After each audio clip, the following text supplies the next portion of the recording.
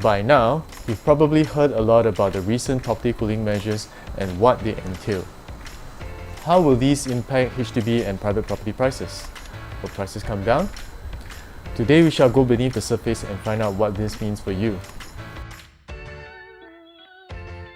The cooling measures are mainly targeted at large HDB flats. They are, after all, public housing, and they're supposed to be affordable. This is a reminder that it is difficult to make big bucks when buying a HDB because when prices rise too fast, the government will also intervene quickly, much faster than they would for a private property. In this round of cooling measures, TDSR is also tightened. However, the impact isn't really much on private properties. Let me explain why. If you have an income of $10,000 and you're taking a 20-year loan, under the previous TDSR you can borrow up to almost $950,000 in housing loans. With the latest measure, that gets reduced to $908,000. That's a mere difference of 4%. How much do you think this will affect the private property market? Not much, I think. For HDB flats, it's another matter. Now you can't easily downgrade to a resale HDB flat from a private property anymore. You need to wait at least 15 months, unless you're above 55, in which case you can only buy a 4-room flat without waiting. To analyze the impact, first of all, we got to think about who are the likely types of people who will sell private properties to buy HDB. Based on my experience, these are usually 3 types of clients. Number 1, retirees. Number 2, divorcees. Or number 3, those who are in financial difficulty. Let's address one group at a time. Imagine you are above 55 and wish to cash out. Most likely you will now look for a 4-room flat instead of a 5. That will push up prices of 4-room flats in the short run. You never know, we might even encounter weird scenarios where 4-room flats in the same block get sold higher than 5-room flats. Sounds ridiculous? Well, think about it. Higher floor units are usually more expensive than lower floor units, right?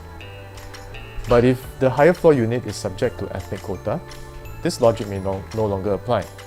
So I won't be entirely surprised that a similar situation plays out for 4- and 5-room flats in certain locations. Beyond the obvious, there is also another group that will benefit though. And we'll see this more clearly when we follow the money.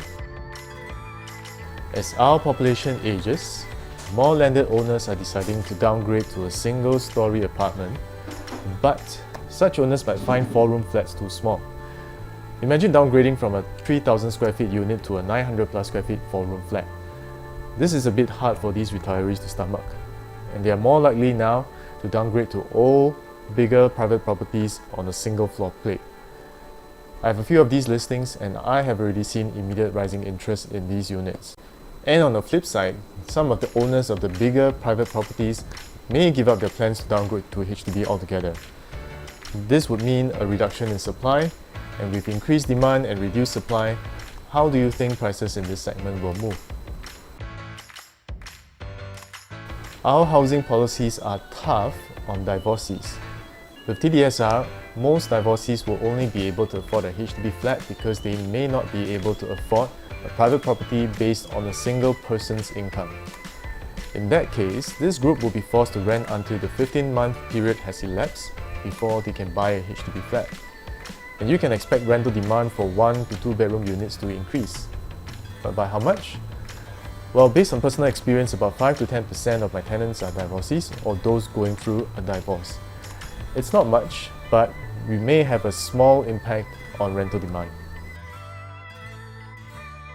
Let's say you intend to downgrade from your private property to cash out, but you need to rent for 21 months before you can buy that HDB. And let's say you pay $4,000 per month to rent a 4-room flat. Why do I say 21 months? Because you can only buy a flat after 15 months has elapsed, plus 3 months completion, plus 3 months renovation or extension. That easily works out to be 21 months. And that translates into $84,000 of rental payments. That wouldn't really make sense for anybody who is financially distressed. So most likely this group will have to appeal to HDB before they can go ahead to downgrade. And not many of them will enter the rental market. So to summarize, the expected impact of the cooling measures are as follows. Number 1, higher demand for 4-room flats. Number 2, slowdown in growth of 5-room flat pricing. Number 3, higher demand for older and bigger freehold private properties as a result of landed people downgrading. And number 4, a small increase in demand for rental units. If you like this video and you would like to see more of it, smash the like button and subscribe to my channel. Thanks for watching. My name is William and I'll see you in my next episode.